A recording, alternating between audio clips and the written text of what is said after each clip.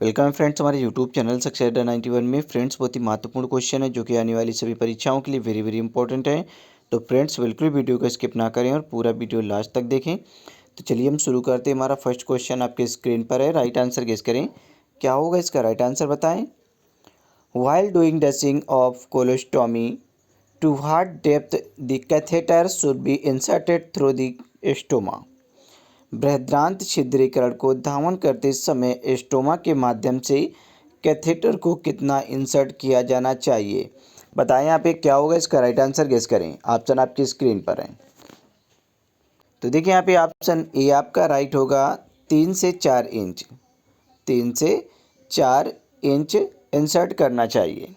अब यहाँ पे हम एक्सप्लेन देख लेते हैं कि बृहदान्त्र छिद्रीकरण अर्थात कोलोस्टोमी का सर्जरी करते समय कोलोस्टोमी की सर्जरी करते समय स्टोमा के माध्यम से कैथेटर को 3 से 4 इंच इंसर्ट किया जाता है। कोलोस्टोमी पेट में एक सर्जरी के दौरान एक छिद्र बनाया जाता है। कोलोस्टोमी अर्थात पेट में सर्जरी के दौरान एक छिद्र बनाया जाता है। इस प्रक्रिया के द्वारा पेट में कैथेटर को डाला जाता है जिससे पेट के अपशिष्ट पदार्थों को बाहर निकाला जाता है। चलिए नेक्स्ट क्वेश्चन देखते हैं। 2 नंबर क्वेश्चन आपकी स्क्रीन पर है। गेस करें क्या होगा इसका राइट आंसर बताएं। क्वेश्चन को पहले पढ़ लें अच्छे से तभी आंसर दें। क्वेश्चन है which of the following is the main purpose of chest physiotherapy. बताएं यहाँ पे क्या होगा इसका right answer. Which of the following is the main purpose of chest physiotherapy. निम्नलिखित में से सीने की फिजियोथेरेपी का मुख्य उद्देश्य क्या है। गेस करें क्या होगा इसका राइट आंसर बताएं। विच of the following is the main purpose of chest physiotherapy. बताएं क्या होगा इसका राइट आंसर। सीने की फिजियोथेरेपी का मुख्य उद्देश्य क्या है। गेस करें, ऑप्शन आपकी स्क्रीन पर हैं। तो देखिए ऑप्शन ए यहाँ पे आपका राइट होगा to clear mucus from the lungs. To clear mucus from the lungs, फेफड़ों से बलगम को हटाना। ठीक है, फिजियोथेरेपी सीने की जो फिजियोथेरेपी की जाती है उसका जो मुख्य उद्देश्य होता है वो to clear mucus from the lungs. ठीक है, फेफड़ों से बलगम को हटाना होता है। ऑप्शन ए यहाँ पे आपका राइट होगा। चलिए यहाँ पे हम एक्सप्लेन देख लेते हैं। सीने की फिजियोथेरेपी का जो मुख्य उद्देश्य है वो फेफड़ों से बलगम को साफ करना अर्थात हटाना होता है। सीने की फिजियोथेरेपी एक ऐसी तकनीकी है सीने की जो फिजियोथेरेपी है वो एक ऐसी तकनीकी है जिसका उपयोग फेफड़ों से अतिरिक्त बलगम निकालने के लिए किया जाता है। सीने की जो फिजियोथेरेपी एक ऐसी तकनीकी है जिसका उपयोग फेफड़ों से अतिरिक्त बलगम को निकालने में किया जाता है। अगला पॉइंट है कि इसका उपयोग कई श्वसन स्थितियों जैसे कि क्रॉनिक ऑब्स्ट्रक्टिव पल्मोनरी डिसीज और ब्रोंकी एक्टेसिस, ठीक है, ब्रोंकी एक्टेसिस के इलाज में किया जाता है। तो देखिए आप एक्सप्लेन को अच्छे से पढ़ लिया करें या फिर आप स्क्रीनशॉट ले लिया करें। ठीक है, क्योंकि एक्सप्लेन पढ़ना बहुत ही ज़्यादा ज़रूरी होता है ताकि इससे देखिए कई क्वेश्चन कंप्लीट हो जाते हैं और आपका जो कन्फ्यूजन क्वेश्चन पे होता है वो आके यहाँ पे एक्सप्लेन पे आपका क्लियर हो जाता है। अगर फिर भी आपको कोई डाउट रह जाता है तो आप कमेंट बॉक्स में ज़रूर पूछें या फिर हमारे व्हाट्सअप नंबर पर आप ग्रुप में पूछ सकते हैं। हमारा व्हाट्सअप ग्रुप नंबर है 890-31-680।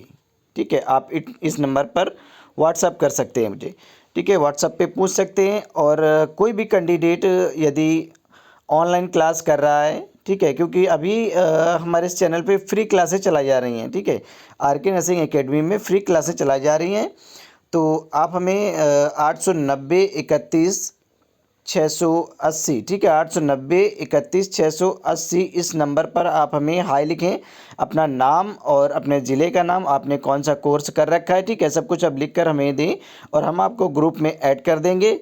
जिससे कि जैसे ही ऑनलाइन क्लास स्टार्ट होगी वैसे ऑनलाइन जो क्लास स्टार्ट होती है वो 9:30 PM पे स्टार्ट होती है। ठीक है, 9:30 PM की टाइमिंग है। पर डे डेली क्लास चलती है, वो भी फ्री ऑफ कॉस्ट चलती है। ठीक है, तो चलिए देख ले से अगला क्वेश्चन पढ़ते हैं।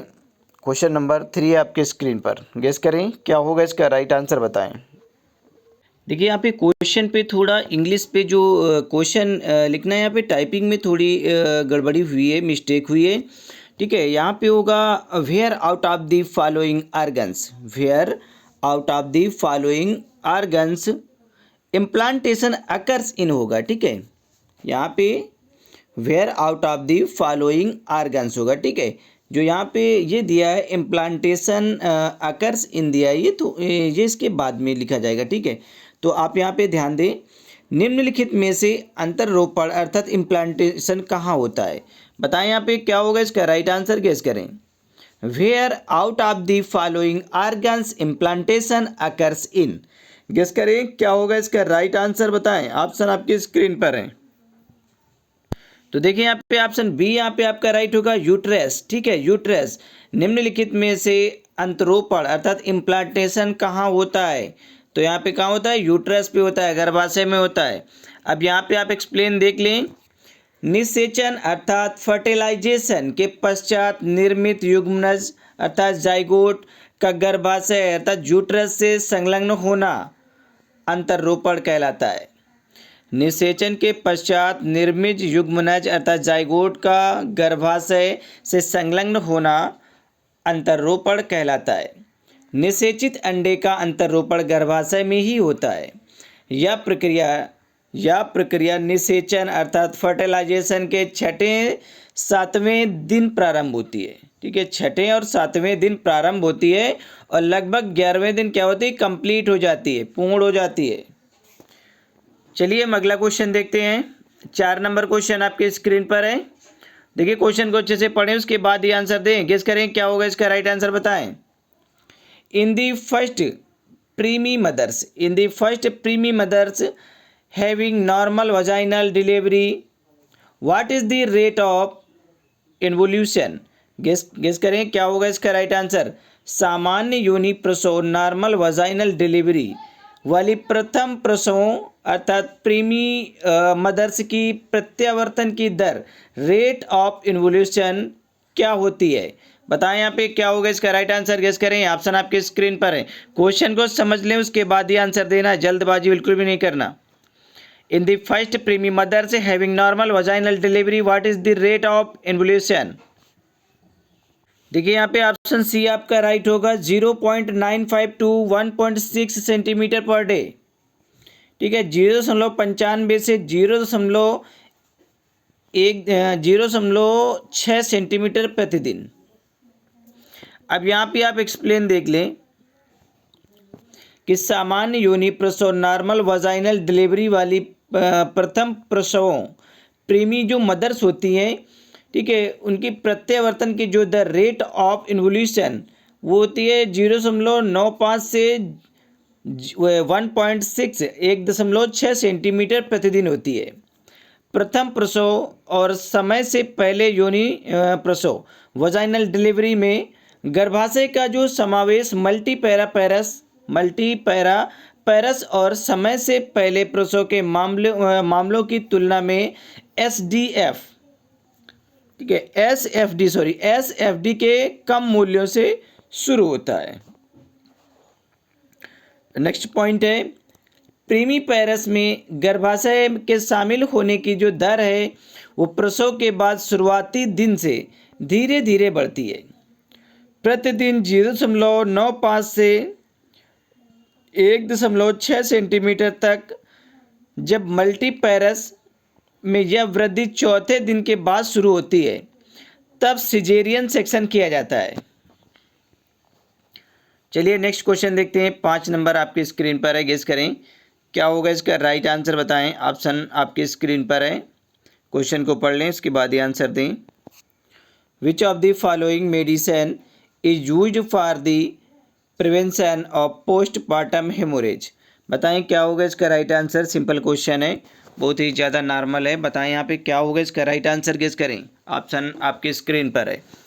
निम्न में से किस औषधि का उपयोग प्रसवोत्तर रक्तस्राव PPH की रोकथाम के लिए किया जाता है, बताएं क्या होगा इसका राइट आंसर, गेस करें। ऑप्शन आपकी स्क्रीन पर है।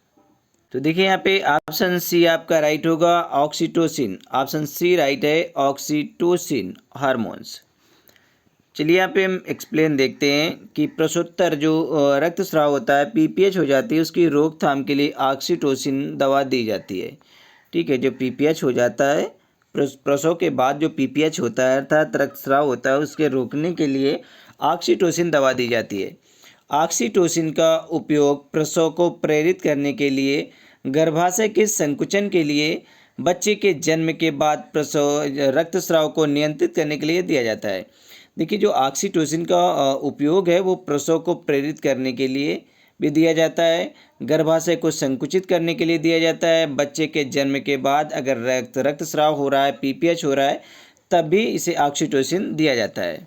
चलिए नेक्स्ट क्वेश्चन देखते हैं। यहाँ पे 6 नंबर क्वेश्चन आपके स्क्रीन पर है, गेस करें क्या होगा इसका राइट आंसर, बताएं। क्वेश्चन को पढ़ें उसके बाद आंसर दें, क्या होगा इसका राइट आंसर, गेस करें। For a newly born baby, for a newly born baby what is the place of giving vitamin के इंजेक्शन। मनुष्य जो नवजात शिशु के लिए विटामिन के इंजेक्शन लगाने का जो स्थान है वो क्या है, बताएं क्या होगा इसका राइट आंसर, गेस करें। For a newly born baby what is the place of giving vitamin के इंजेक्शन, गेस करें क्या होगा इसका राइट आंसर, बताएं। तो देखिए यहाँ पे ऑप्शन ए राइट होगा, अपर थाई। ठीक है, ऊपरी जांग, ऑप्शन ए आपका राइट होगा। अब यहाँ पे आप एक्सप्लेन देख लें कि नवजात शिशु में विटामिन के का इंजेक्शन ऊपरी जांग में लगाया जाता है। नवजात शिशु में विटामिन जो के है उसका इंजेक्शन ऊपर की जांग में लगाया जाता है, ऊपरी जांग में लगाया जाता है, और विटामिन के का इंजेक्शन रक्त के थक्के जमाने के लिए लगाया जाता है। विटामिन जो के का इंजेक्शन है वो रक्त के थक्के जमाने के लिए लगाया जाता है। ठीक है, जब बॉडी पे या ब्लड पे विटामिन के की मात्रा कम हो जाती है, मनुष्य के शरीर में जब विटामिन के की मात्रा कम हो जाती है तब क्या होता है, रक्त का थक्का नहीं जमता है। नवजात शिशु को रक्तस्रावी रोग अर्थात HDN रक्तस्रावी रोग नामक गंभीर बीमारी से बचाने के लिए विटामिन के का इंजेक्शन दिया जाता है। विटामिन के का जो पूरा नाम है उसे नेफ्थोक्विनोन कहा जाता है। विटामिन के का जो पूरा नाम है उसे नेफ्थोक्विनोन कहा जाता है। चलिए नेक्स्ट क्वेश्चन देखते हैं। 7 नंबर क्वेश्चन आपके स्क्रीन पर है, गेस करें क्या होगा इसका राइट आंसर, बताएं। क्वेश्चन आपके स्क्रीन पर है, पढ़ें क्वेश्चन को।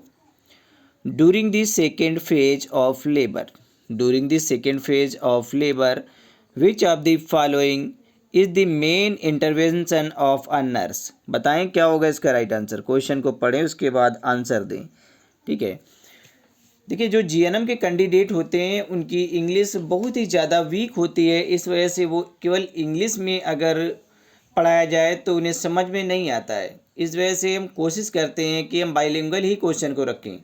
ठीक है, दोनों लैंग्वेज में क्वेश्चन को रखने से आसानी, समझने में भी आसानी हो जाती है जो कैंडिडेट कमज़ोर हैं। तो क्वेश्चन को पढ़ें, समझ लें, उसके बाद ही आंसर दें। प्रसव के दूसरे चरण के दौरान, ठीक है, कह रहा है कि during the second phase of labour, प्रसव के दूसरे चरण के दौरान विच of the following is the main intervention of a nurse, निम्नलिखित में से कौन सा एक नर्स का मुख्य क्रियान्वयन होता है, बताएं कौन सा कार्य होता है। ऑप्शन आपके स्क्रीन पर है, गेस करें। देखिए यहाँ पे ऑप्शन डी राइट होगा, बियरिंग डाउन एफर्ट्स, प्रयासों को कम करना। अब यहाँ पे हम एक्सप्लेन देख लेते हैं कि प्रसव के दूसरे चरण के दौरान एक नर्स का मुख्य इंटरवेंशन प्रयासों को कम करना होता है। माँ को प्रोत्साहित करना कि प्रसव के दूसरे चरण में, माँ को प्रोत्साहित करना है कि प्रसव के दूसरे चरण में नीचे की तरफ सहज धक्का लगाएं। ठीक है, प्रसव के दूसरे चरण के दौरान एक नर्स का जो मुख्य इंटरवेंशन होता है, ठीक है, इंटरवेंशन अर्थात प्रयासों को कम करना होता है और माँ को ये प्रोत्साहित करना है कि आप प्रसव के दूसरे चरण में क्या है कि नीचे की तरफ सहज धक्का, आराम से आहिस्ता से धक्का लगाएं। यह नर्स की महत्वपूर्ण भूमिका होती है। प्रसव के दूसरे चरण में सहज धक्का देना, ठीक है, आराम से धक्का देना एक ऐसी विधि है जिसका उपयोग प्रसव के दूसरे चरण के प्रबंधन में किया जाता है। चलिए नेक्स्ट क्वेश्चन देखते हैं। क्वेश्चन नंबर 8 है आपकी स्क्रीन पर, गेस करें क्या होगा इसका राइट आंसर, गेस करें। ऑप्शन आपकी स्क्रीन पर है, पढ़ें क्वेश्चन को। What is another, what is another name for levonorgestrel. पढ़िए क्वेश्चन को, समझें क्वेश्चन को अच्छे से समझ लें, उसके बाद ये आंसर दें। What is another name for levonorgestrel. Levonorgestrel का दूसरा नाम क्या है, बताएं यहाँ पे क्या होगा इसका राइट आंसर, गेस करें। बहुत ही सिंपल क्वेश्चन है, लियोनॉर्जेस्ट्रॉन का दूसरा नाम क्या है।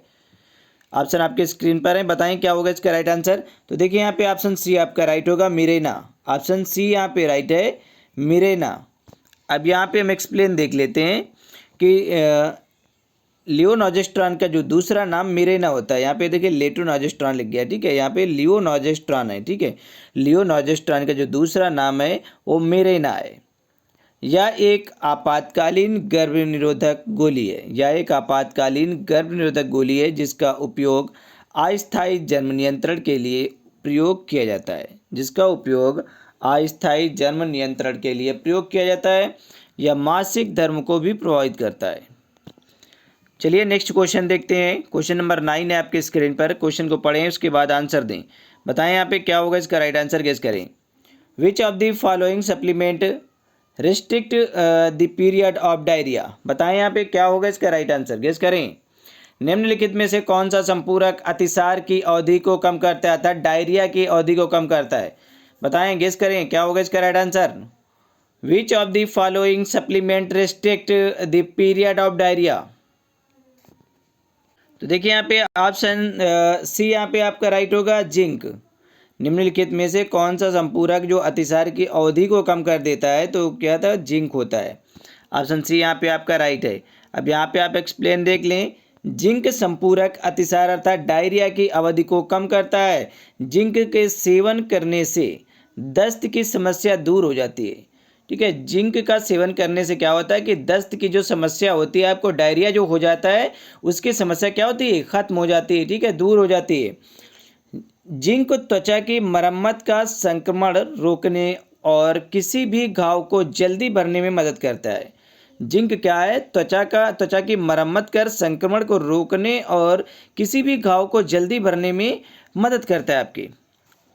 तो चलिए नेक्स्ट क्वेश्चन देखते हैं। क्वेश्चन नंबर 10 है आपकी स्क्रीन पर, बताएं क्या होगा इसका राइट आंसर, गेस करें।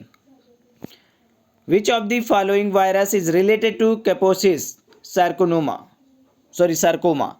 गेस करें क्या होगा इसका राइट आंसर। निम्नलिखित में से कौन सा वायरस कैपोसिस सार्कोमा से संबंधित है। ऑप्शन आपकी स्क्रीन पर है। Which of the following virus is related to Kaposi's sarcoma, guess करें।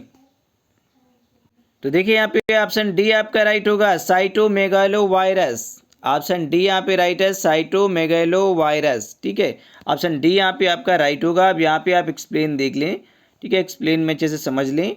साइटोमेगालो वायरस कैपोसिस सार्कोमा से संबंधित है। साइटोमेगालो वायरस जो है आपका ये कैपोसिस सार्कोमा से संबंधित है। अब साइटोमेगालो वायरस एक हर्पीज वायरस है। ये कैसा वायरस है, एक हर्पीज वायरस है जो डीएनए प्रकार का होता है, ठीक है, ये डीएनए प्रकार का होता है।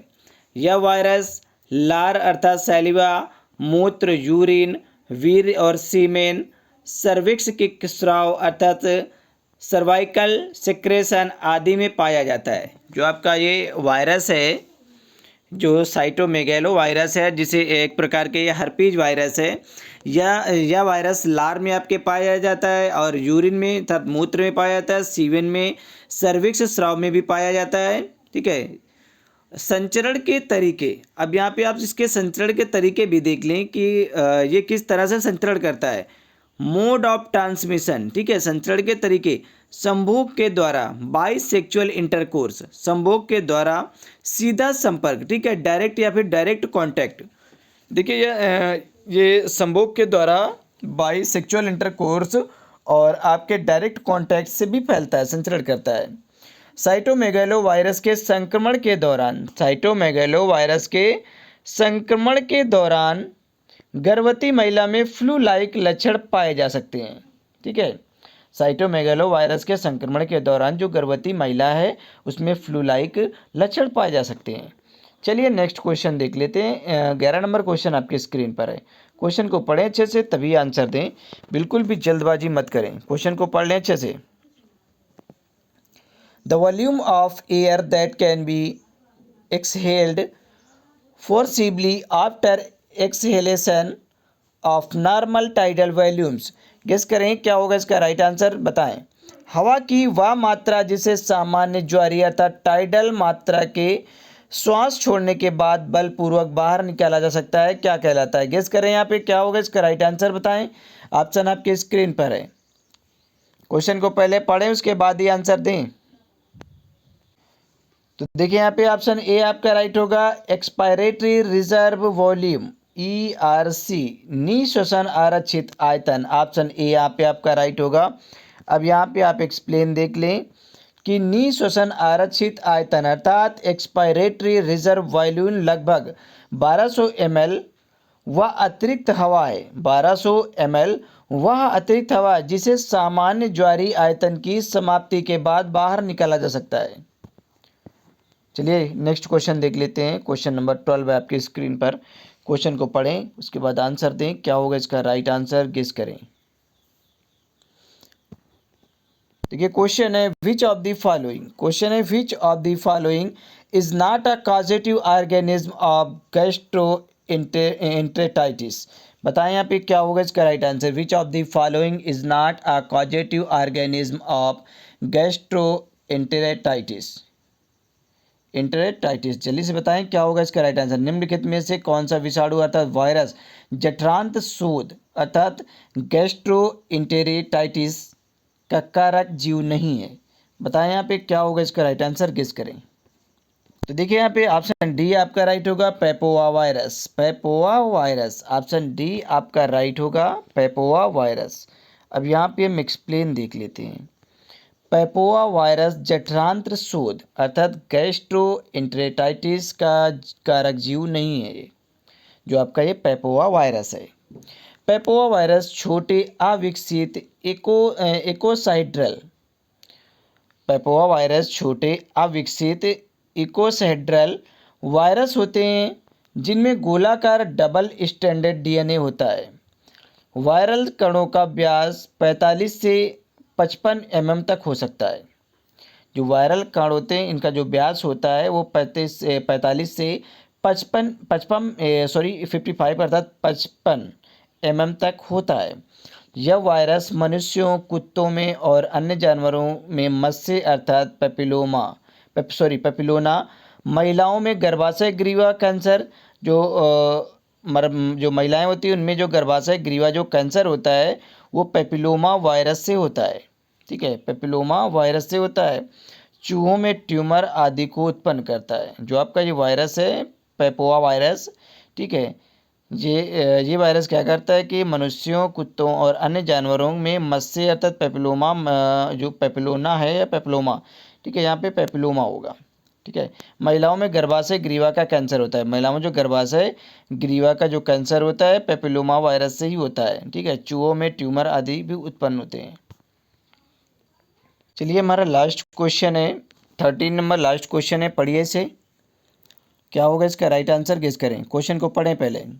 Which of the following colours will determine the presence of chlorine in water by the orthotolidine. ठीक है, आर्थोटोडिलीन टेस्ट। बताएं यहाँ पे क्या होगा इसका राइट आंसर।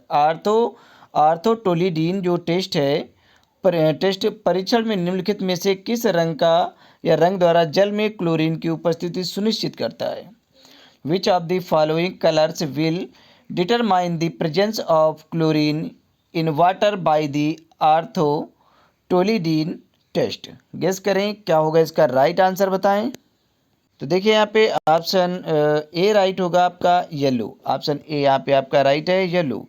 अब यहाँ पे आप एक्सप्लेन देख ले कि पीला रंग आर्थोटोलिडीन परीक्षण द्वारा पानी में क्लोरीन की उपस्थिति निर्धारित करता है। आर्थोटोलिडीन एक रंगहीन संकेतक है जिसका उपयोग पानी में मुक्त क्लोरीन सामग्री अतः रेजिडुअल की जांच करने के लिए किया जाता है। मुक्त क्लोरीन की उपस्थिति में पीला रंग उत्पन्न होता है। तो ये हमारा लास्ट क्वेश्चन था फ्रेंड्स। चलिए तब तक के मिलते हैं किसी नेक्स्ट वीडियो में। तब तक के लिए आपसे bye bye and take care.